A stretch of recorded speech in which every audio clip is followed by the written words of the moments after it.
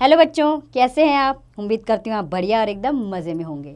बच्चों, आज हम पढ़ेंगे कहानी तथा चित्र वर्णन, यानी चित्रों के द्वारा कहानी कैसे लिखते हैं।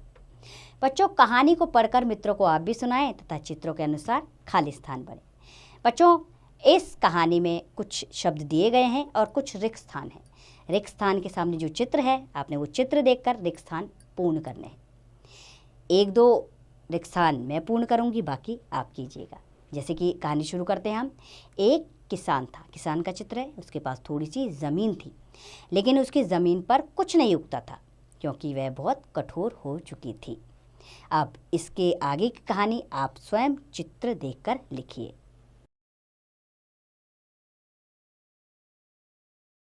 इसके बाद आपने अंत में शिक्षा ज़रूर लिखनी है। जैसे इससे हमें क्या शिक्षा मिलती है, हमें मुसीबत में घबराना नहीं चाहिए। कहानी तो बच्चों, नीचे लिखी कहानी को ध्यानपूर्वक पढ़िए तथा दिए गए शब्दों से रिक्त स्थानों की पूर्ति कीजिए। अर्थात ऊपर कुछ शब्द दिए गए हैं और नीचे रिक्त स्थान है कहानी में, तो आपको सही शब्दों को सही रिक्त स्थान में लिखना है। तो हमारी कहानी है सियार और ढोल। एक बार एक भूखा सियार खाने की तलाश में घूम रहा था। चलते चलते वह ऐसी जगह पहुंचा जो कभी युद्ध का मैदान हुआ करती थी। वहां पर उस सियार को अजीब सी आवाज़ें सुनाई पड़ी। पहले तो बेचारा डर गया, लेकिन फिर उसने हिम्मत करके यह पता लगाने की कोशिश की कि वह आवाज़ कहाँ से आ रही है। बहुत देर में उसे पता चल गया कि वह आवाज़ एक पुराने ढोल से आ रही थी। एक पेड़ की टहनियाँ उससे टकरा रही थी। फिर सियार ने उस ढोल को बजाकर खूब मज़ा लूटा। अचानक ढोल फट गया और उसका मुंह ढोल के अंदर घुस गया। अब बेचारा छटपटाने लगा। जिस तरफ घूमे उसी तरफ ढोल भी घूम जाता। उसे अपने किए पर बहुत पछतावा होने लगा। अब शिक्षा लिखेंगे हम। हमें बिना सोचे समझे कोई कार्य नहीं करना चाहिए।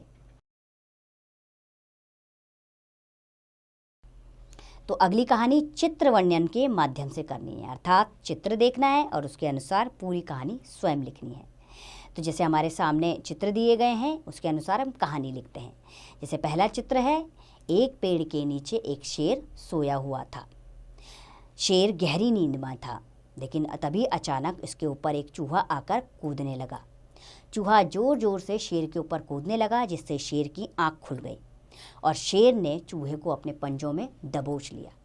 अब बेचारा चूहा डर के मारे कांपने लगा और शेर के सामने उसने विनती की कि शेर राजा, इस बार मुझे छोड़ दो, वक्त आने पर मैं तुम्हारे ज़रूर काम आऊँगा। शेर ने उसने कहा, तुम कि मुझे मेरे क्या काम आओगे, लेकिन फिर भी शेर ने उस पर दया की और उसे छोड़ दिया। एक बार जंगल में एक शिकारी आया और उसने जाल डाला। उस जाल में शेर फंस गया और शेर ज़ोर ज़ोर से दहाड़ने लगा, लेकिन उसकी मदद के लिए कोई नहीं आया।